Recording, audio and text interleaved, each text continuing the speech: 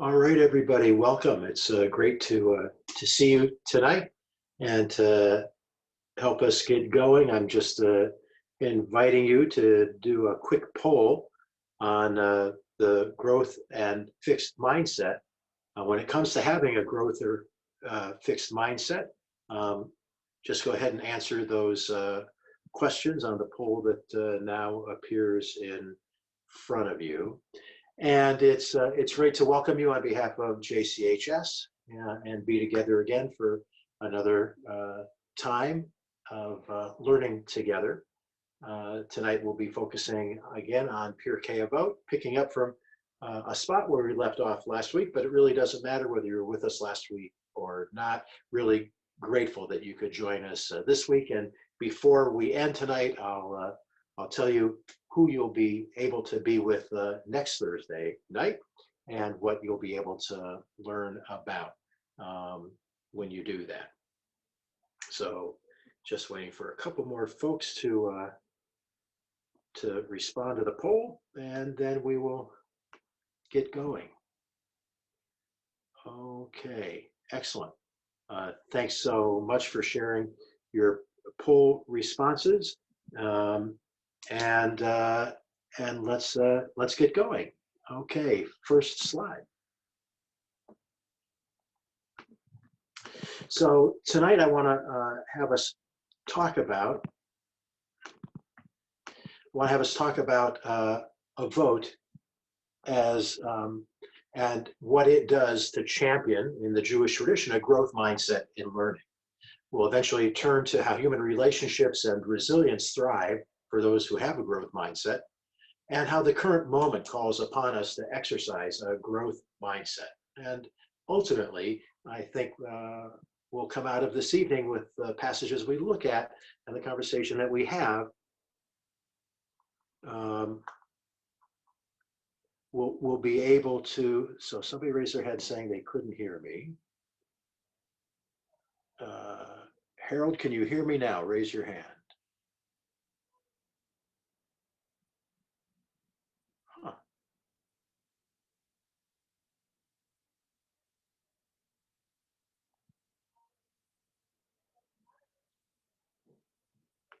I think that's on his end, Rabbi, because we can hear you great. Super, thank you. All right.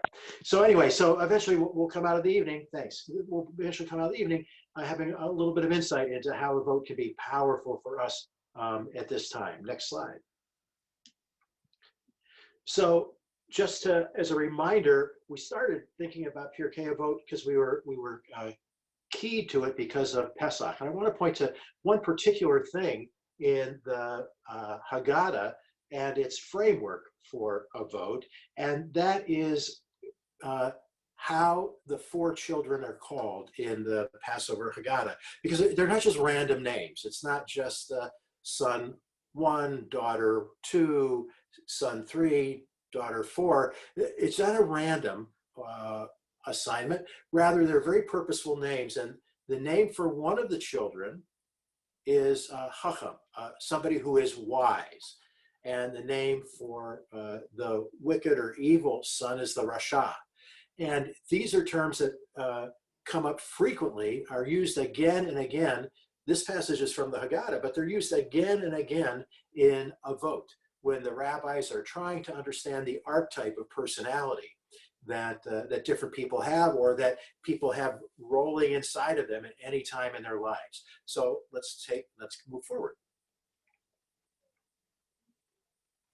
So for those of you who may not be familiar with growth mindset, and for those of you who are, just a brief refresher, but it seems to me that this moment of pandemic, economic vulnerability calls for the resilience of a growth mindset.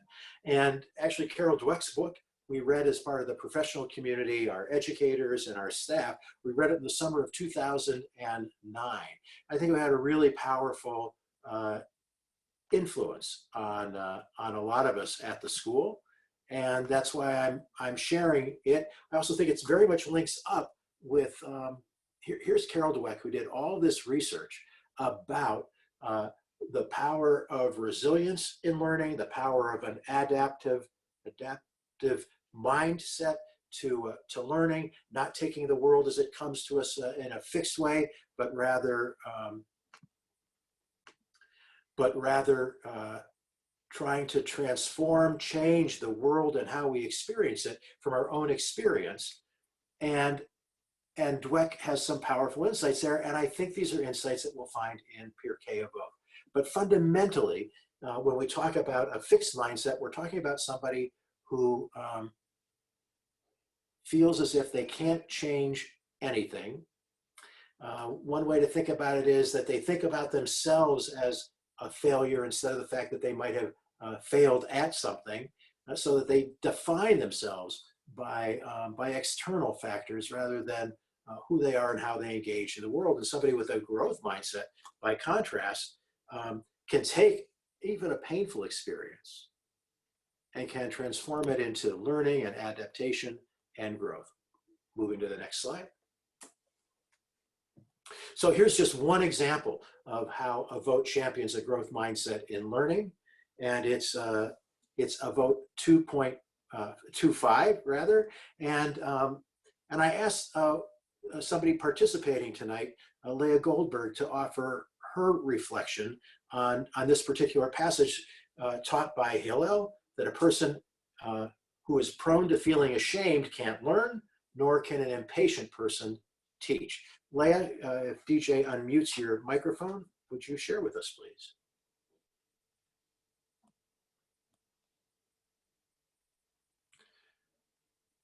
And I don't see you unless you're here by phone. Well, there you are. I will unmute you. Go ahead, Leah. Okay, so I like what Mr. Weck said about shame equating to failure, to our view of ourselves as failure, but I was looking at it somewhat differently. I felt that someone ashamed is looking inward, and they're focusing on themselves and their problems and anticipating how they're being viewed, and not on what's being taught. So it's an inward view. And then the other thought about being ashamed is that someone who's ashamed tends to be shy and not willing to speak out, and afraid of how others will view him or her if he or she asks questions. And Judaism teaches us that questioning is really important to learning. And then in terms of impatient, whether an impatient person can teach, to me this was kind of self-evident that they're probably not the best teachers, because he or she won't take time to answer questions. But more importantly, people learn in different ways, and the sign of a really good teacher is identifying the learning style of his or her pupils, and an impatient person is unlikely to do that. Yeah, beautiful insight. Thank you so much, Leah. And just starting where you ended in terms of impatience in teaching, I want to call out that the power of a teacher to transform a student's learning experience by how they engage with them, and the power of patience, of seeing a student for who they really are, is so much at the ethos of what JCHS is all about, that above the Aron HaKodesh, above the Ark in the Beit Midrash and library at JCHS, is a passage from Proverbs that says you should teach a student according to that student's way, that student's path in the world. And if you teach a student according to their path, not your path as the teacher, but their path as a learner, then that learning will stay with them for the rest of their lives. And in order to do that, just as Leah was saying, you have to be patient. You have to let the student reveal herself or himself. And I think what applies to teachers and students applies especially so to parents and their kids.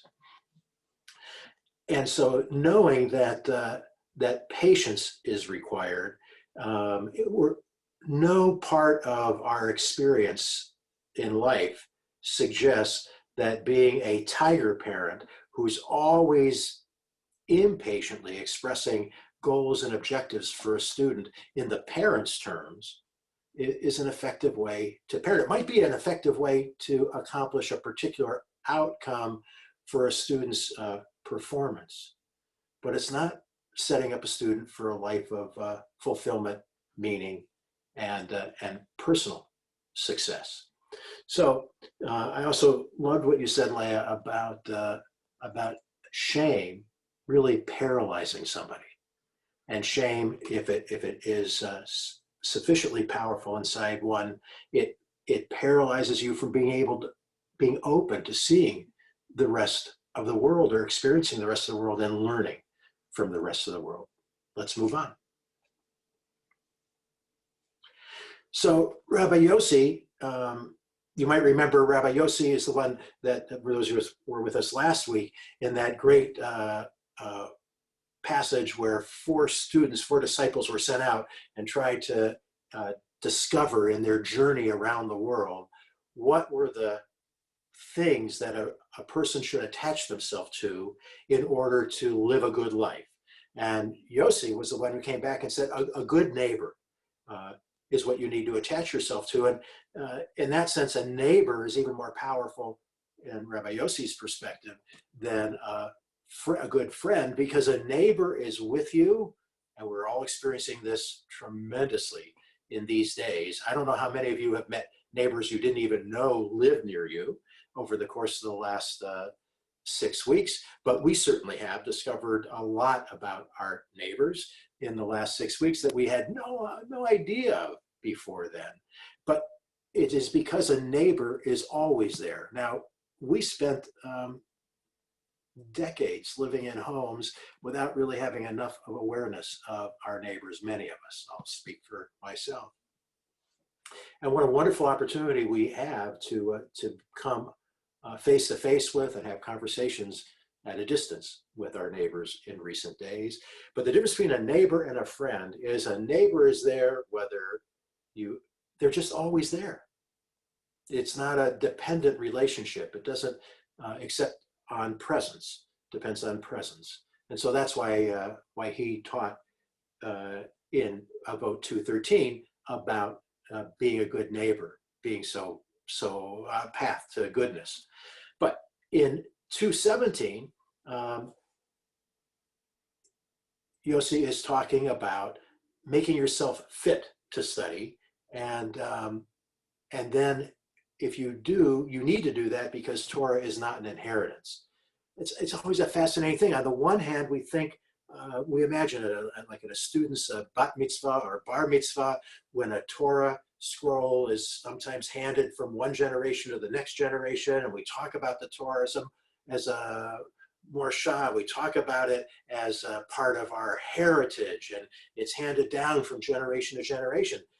So why would Yossi say that the Torah is not our inheritance?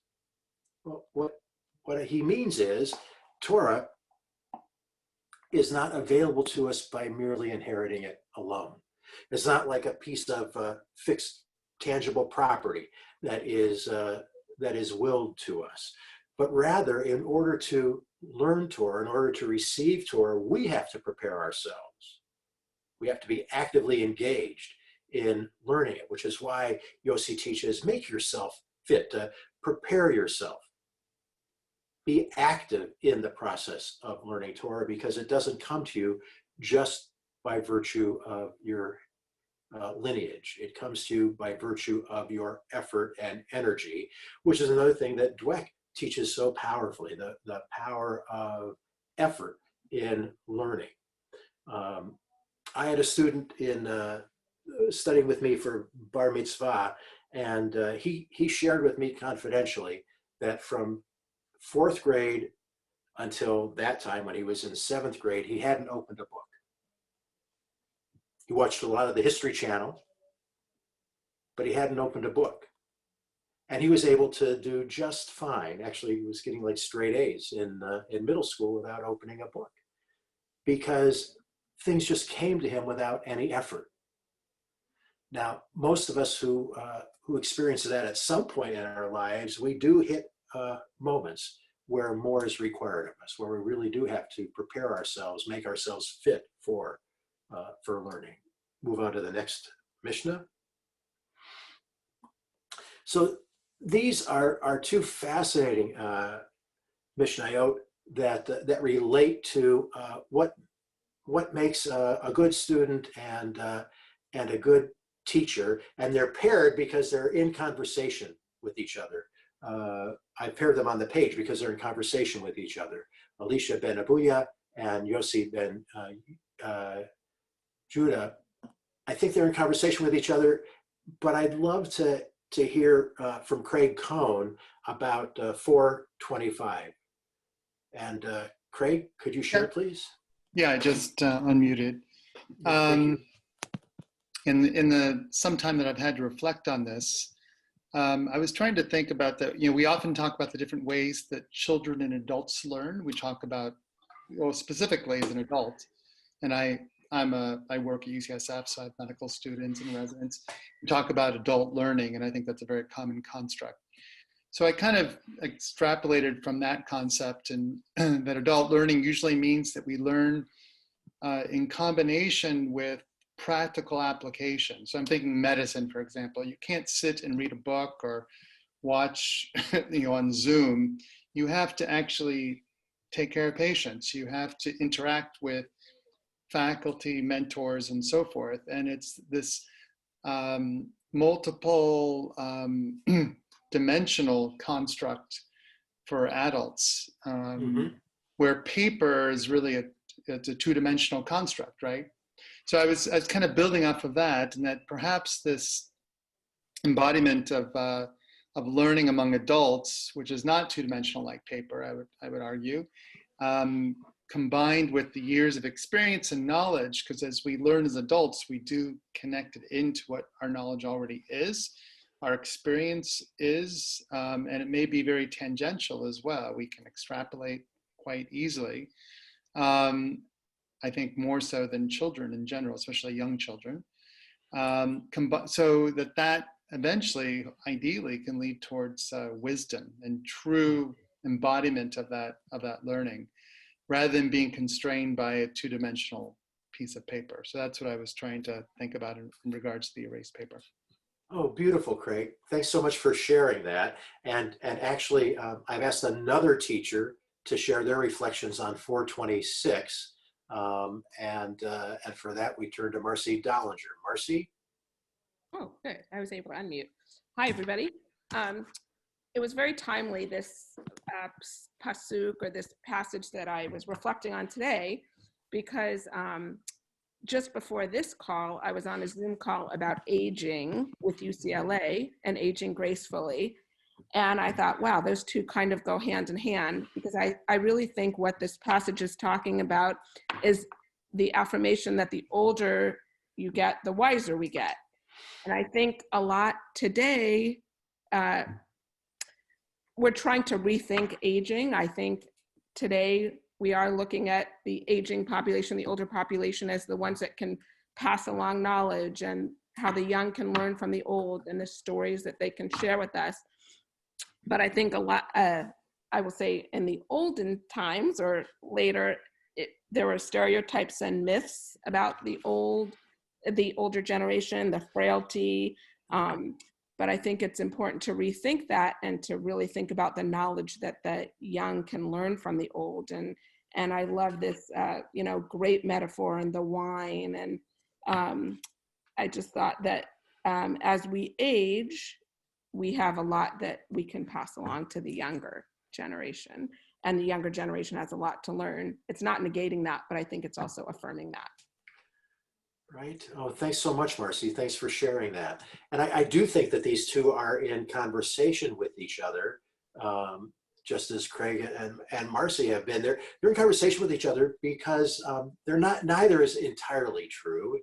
It's not true that every young person is capable of receiving all knowledge in Elisha ben Abuya's perspective, as if they were a fresh sheet of paper and everything written on it would stick. And neither is it true that that young people have nothing to teach us. but rather think about the metaphors that each of them uses. The idea that ink is something about learning. In other words, learning to be powerful needs to stick to something. And it's easier to stick to a new sheet of paper than it is one that's been erased and written over a bunch of times. We know that from our own experience. I don't know about you. I had the delight of practicing law for 10 years before going back to graduate school and for smicha and becoming a rabbi. And I promise you, I was a much better student when I was younger and didn't have a family at home as a law student than I was 13, 14 years later when I was a rabbinical student. That additional time in my life, all those pages that got erased and rewritten in my brain made it harder for some of the learning to stick. On the other hand, as Yossi teaches, sometimes in order to learn, and this is why the metaphor of the grapes and wine is so powerful, you can't make wine without breaking the grapes, without crushing them. And you need to be patient, coming back to patience again, you need to be patient with the wine for it to mature into something that is really drinkable. Because if you drink it too soon when it's just the unripe grapes, or you drink it immediately from the press in Yossi's image, it's not going to taste very good. But with time and with maturity and with the complexity that comes from something aging, it can be something really delicious. So I just love the fact that Alicia and Yossi open us up to thinking about learning, not just old and young and who's a better teacher and who has more life experience, but rather bring these really vivid images of paper and ink and grapes and wine to help us understand more about the power of learning. Let's move on. So we didn't get to this last week. This is another passage from a vote that deals with fours. And this time we're talking about 4 different types of personalities. Now, you might say, well, personalities that may or may not have something to do with learning, except look at what I've highlighted in personality number 3 and personality number 4. These are the same archetypes that were used back in the Pesach Haggadah about the 4 archetypes of children. And here, number 3 is the same word is used. The wise one, the Chacham, is used. And then we see the rabbis often interchange evil with 2 different, use evil in 2 different, use 2 different Hebrew words to describe evil. Either Ra, which is like a sense of the noun of evil, or a Rasha, that's a person who is evil. But sometimes the rabbis use those 2 terms interchangeably. So here we are back to the 4 archetypes of personality from the Haggadah, the children. And here we have 4 archetypes of personality overall, except, and here it's about anger. It's about anger and one's capacity to be soothed or appeased, and how easy it is to provoke somebody. We all know personalities who are very easy to provoke and cannot be appeased for anybody's business. And we know people who are very hard to provoke, like, something monumental would have to happen to provoke their anger. And yet when they do get angry, it just dissipates almost immediately. They're easy to appease. So the question to ask ourselves is, why would the hard to provoke and easy to appease be characterized as somebody who is wise? They don't characterize it as somebody who's good, somebody who is to be admired, although I think they mean that. But they are very purposeful in using a term that we usually think of in relative to learning, and that is wisdom. And I'm not even sure what it could mean, in the sense that hard to provoke might be just part of a character trait. And yet it's associated with something that we think of as connected with effort and energy and applying one's mind, a very active process of being wise. So I think we're beginning to see a little bit about how the rabbis think about learning. And now we'll move on to the next pasuk, the next Mishnah. So here now the rabbis are talking specifically about learning, because they're saying there are 4 types of students. And again, number 3 and number 4 are described just in the same way that the 4 children at the Pesach Seder are described. One is wise and one is evil. And here they're talking about which is more powerful, to comprehend quickly or to be slow in comprehending something, but forgetting quickly or forgetting slowly. And they kind of build these 4 squares, and again identify wisdom with being quick to grasp something, but being slow to forget it.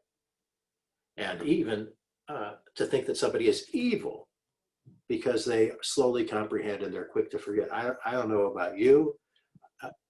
I have forgotten more things in the last 3 days so quickly, with all of the stress that all of us are experiencing, and trying to be present for my family and for other families in the JCHS school community and families in my neighborhood community. With that stress, I'm so quick to forget things. Well, I don't feel evil because I've forgotten things.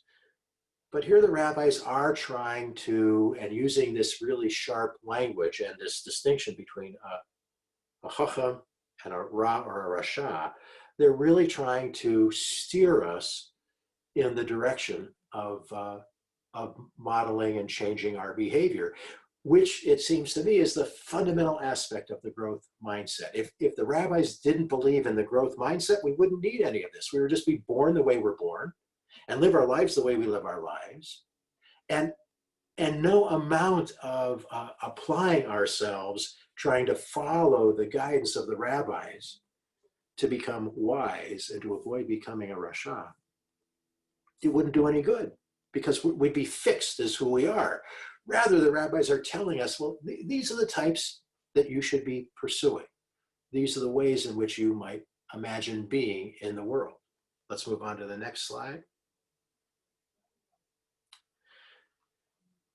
And here the rabbis are talking about 4 characters among those who go to the house of study.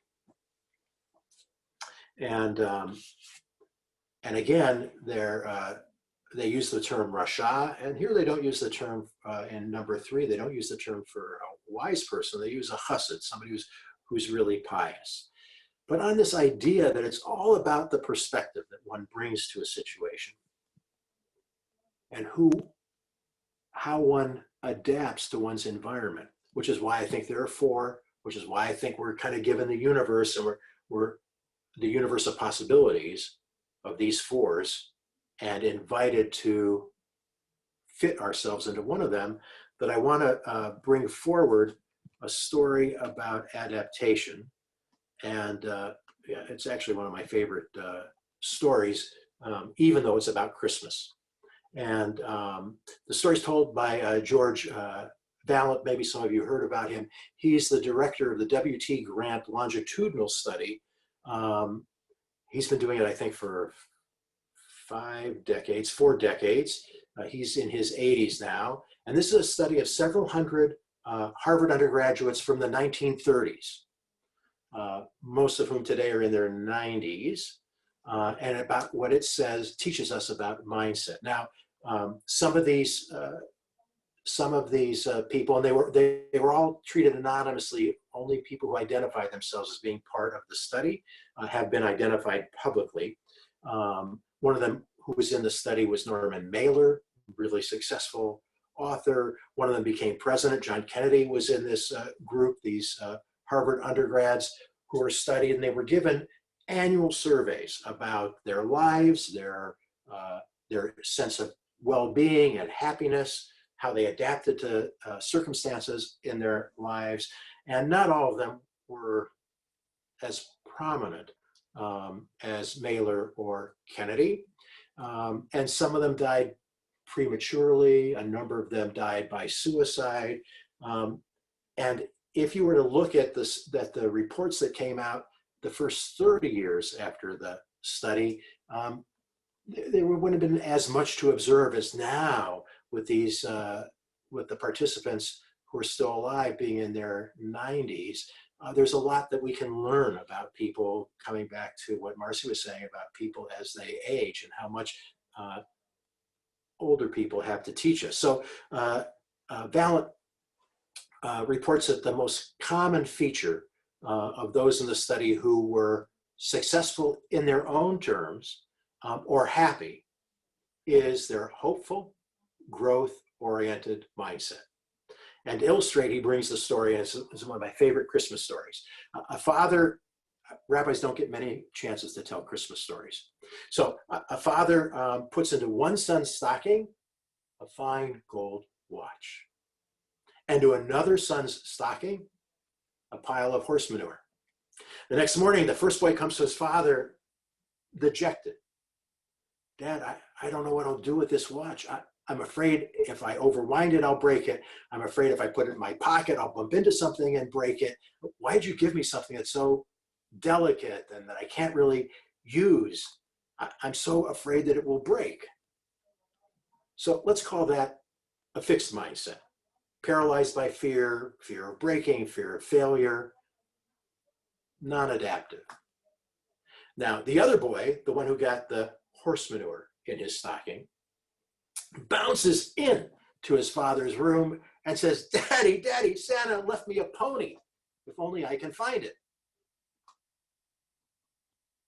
Let's call that the growth mindset.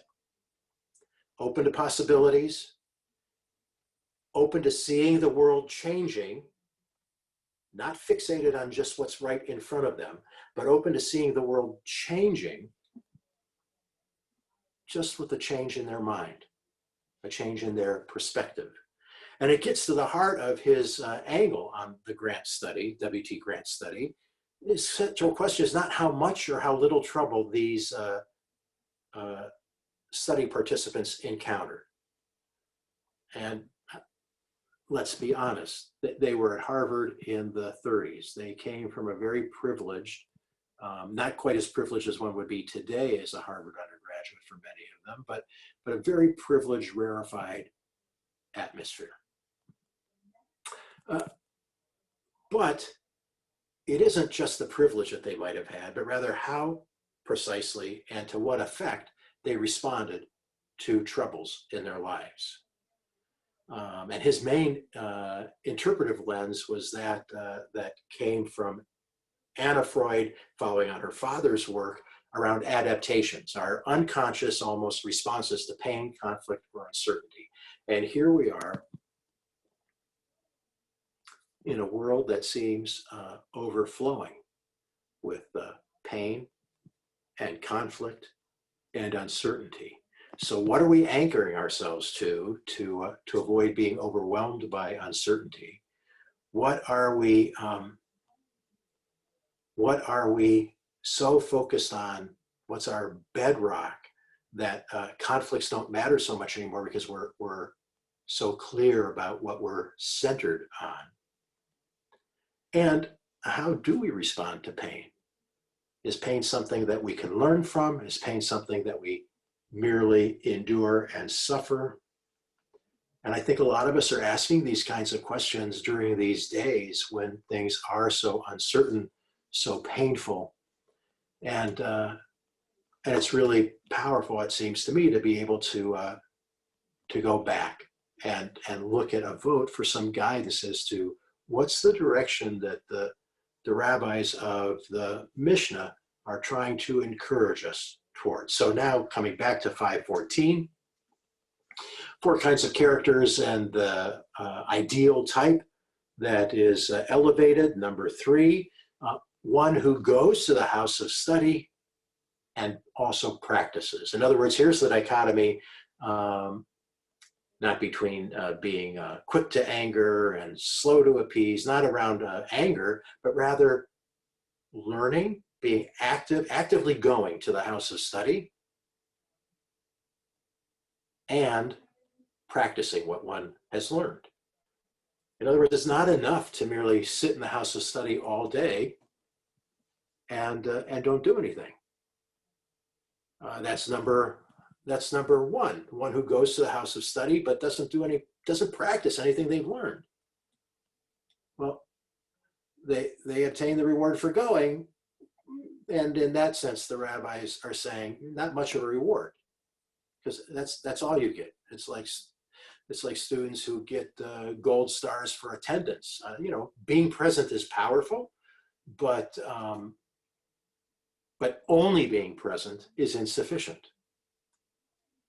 So the ideal type is to not only be active in one's learning, but also to practice what one has learned. We'll move on to the next slide. So again, 4 types of students. And this one we did take a look at last week, and several people had some great comments about why the sieve or the sifter is the ideal type here. And here it's in position number 4, not in position number 3. But there are 4 types of students. Here, the rabbis are really talking about, literally use the language of 4 types of those who sit before sages. But they mean people who are learning and are in a place where there's plenty of learning that could happen. In other words, they're not being, when the text tells us that they were sitting before sages, it's telling us that it was right there and accessible for them. And the sponge is just overwhelmed. Yeah, it's positive in that the sponge absorbs everything, but in absorbing everything, nothing is different from anything else. There's no discernment, there's no judgment. There's certainly there couldn't be any application of wisdom. I don't know, I think of the sponge and I think about all those Purim dunk booths, or those Purim booths where the rabbi or the educator is put up and then people toss big full wet sponges at them. So maybe I've been scarred by too many sponges, so I have that kind of relationship with a sponge. But yeah, and a funnel is really powerful, really helpful. But a funnel, everything that goes in goes out. It goes out at a different rate or volume. Oh, I don't know. But it goes in a big amount and comes out in a little amount. But everything that goes in comes out. And a strainer is backwards. A strainer, and here the rabbis are being specific and talking about the strainer that's separating out the lees from the wine. And so the wine goes out, the good stuff leaves, exits the strainer. What you're left with, you wouldn't want to consume. But the sieve, it's like the opposite. All right, moving on. So I brought this one forward because it isn't specifically about learning per se, but it is one of the most popular Avot passages. Ben he says, according to the effort is the reward. And I bring this forward because a lot of people who read Carol Dweck's work early on thought that her focus was entirely on effort, and that all that should be rewarded or all that should be talked about is effort. But even as she has explained, it isn't just about effort. Granted, it is about recognizing effort, but it's about how the effort is applied. And here too, in this Mishnah, it isn't just about the effort for its own sake. It's about what is the outcome of the effort. And here the outcome and the effort are linked together in Pirkei Avot. So Carol Dweck had to write a second book to her first book, Mindset. She had to write a second book in order to explain, no, parents and teachers are getting it wrong. It isn't only about effort. It's about how effort and outcome are linked together. And had she only read this 1800, 1900-year-old piece of wisdom from Ben-He, she could have included it in her first book and really clarify that it is not just about the effort, but also about how the effort is linked to the outcome and seeing that. Let's go to the next slide. So here we are, we're coming close to the end of our time together. And I want to highlight ways in which I think the growth mindset is an antidote, a constructive response to COVID-19 and everything that we're doing in our lives while everything feels turned upside down. So having a fixed mindset predisposes one to fear failure, to really be a bystander in one's own life. One with a fixed mindset remains passive as a bystander, afraid that trying to make things different will end in failure. But somebody with a growth mindset, by contrast, having a growth mindset predisposes somebody to being an upstander, not a bystander. Being an upstander requires one to have the imagination to see the world as transformed through their own effort and energy in pursuit of noble outcomes. Now, it seems to me that being a Jew means in part to be an upstander in a world filled with bystanders. I know I've seen images of people at beaches, crowding beaches without wearing masks. Debbie has taken on a project to make masks for people who are being discharged from Zuckerberg for General Hospital in San Francisco, and she and a number of pals are working on this at the request of the hospital, because a lot of people are in the hospital and then discharged into homes where there may be 10 or 15 people in the home and nobody has a mask. So there's this big effort going on to make masks, but we didn't have a sewing machine. And so we spent several days trying to scour Northern California or online to buy a sewing machine. We found one in the outer Richmond in San Francisco, a great shop called Wee Scotty, by the way. And they had two sewing machines left. So we drove into San Francisco last Friday, first time I had been in the city since March 13th.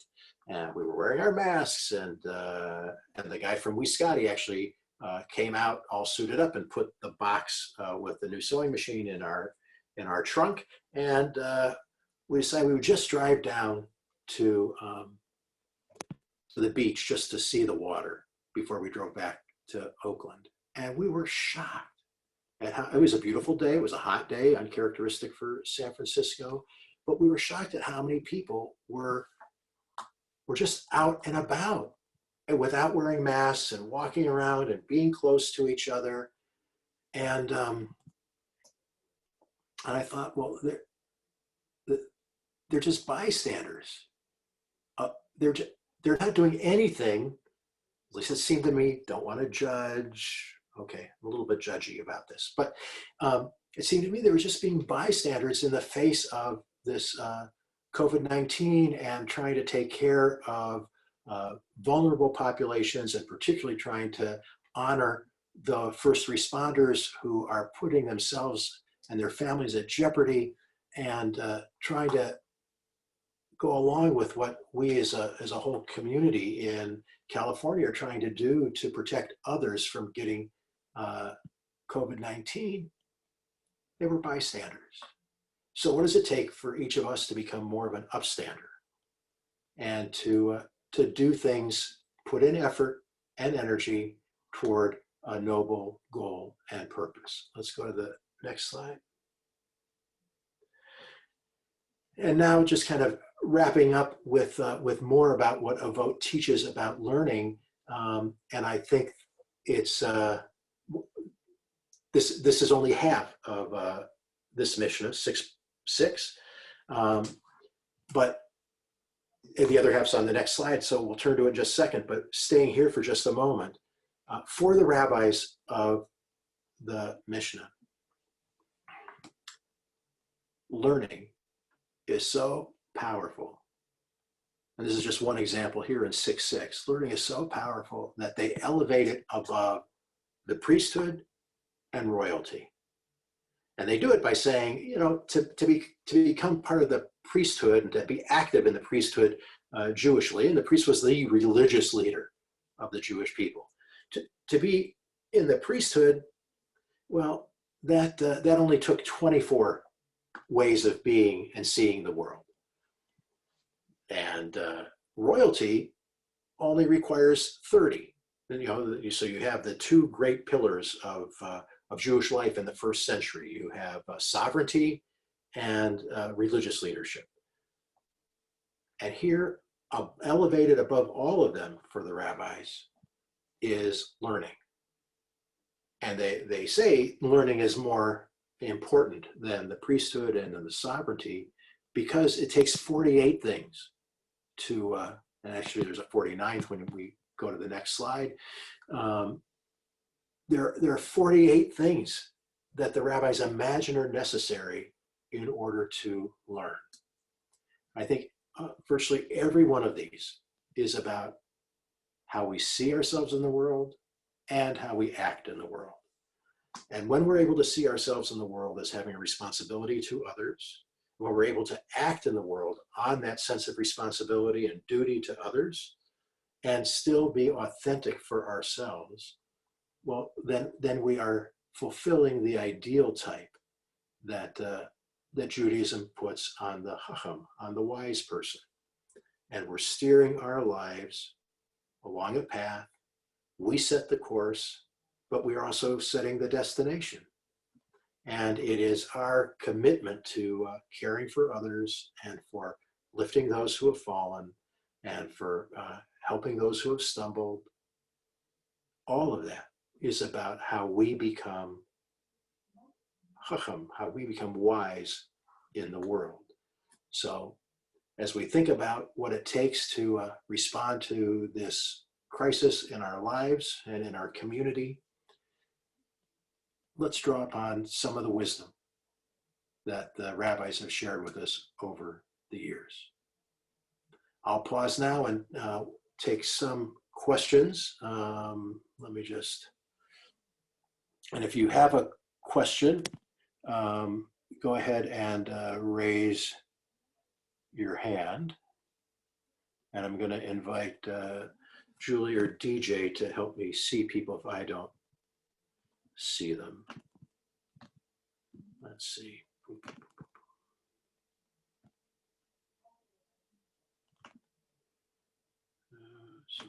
So. Okay. All right, well, while people are thinking about whether they want to ask a question or not, let's go, DJ, let's skip to the last and next to last slide. So let's skip first to the next to last slide.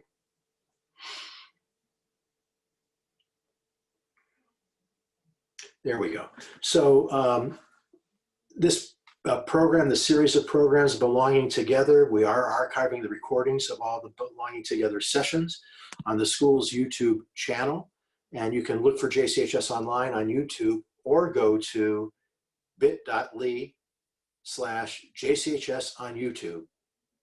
And you will find other recordings, the recording from the first and second of our Belonging Together sessions, as well as other things that we think that the school is sharing out with the greater community. And I think you'll be delighted with many of the things that you see there. And then let's go to the last slide, DJ, because I want people to know what's coming up. So next week, we're really so fortunate that Mr. Evan Wolkenstein, who is the JCHS Director of Experiential Education and a Jewish Studies faculty member, and for those of you who have heard, his first book was just published, and you can pre-order it on Amazon, and it'll be mailed out on May 5th. Anyway, 2 days after his book is being mailed out by Amazon, we're fortunate enough that he's going to be joining us and reflecting on Mount Sinai as a piece not only of communal, as a place not only of communal revelation, but also a metaphor for the ideal type and potential of every human encounter. A great way as we do these weeks now, coming back to this image in front of us of this 7x7 grid, in these 7 weeks from Passover, when our people were liberated, from Pesach of liberation to Shavuot of taking responsibility. And during that time, during those 7 weeks, we've taken a look at Pirkei Avot. And now we're going to be taking a look at Mount Sinai itself and the lessons that it has to offer and teach. So I'm looking forward to being with Evan next week, as I'm sure many of you are. So don't hesitate to tell your friends about it as well. And we'll be sending out the slide deck from tonight's conversation. And I just want to close by thanking you for joining us, thanking you for being part of the JCHS community, and thanking you for helping all of us find our path in these very difficult and trying times. Have a great rest of your evening, and it's not too early to say Shabbat Shalom. Take care, everybody.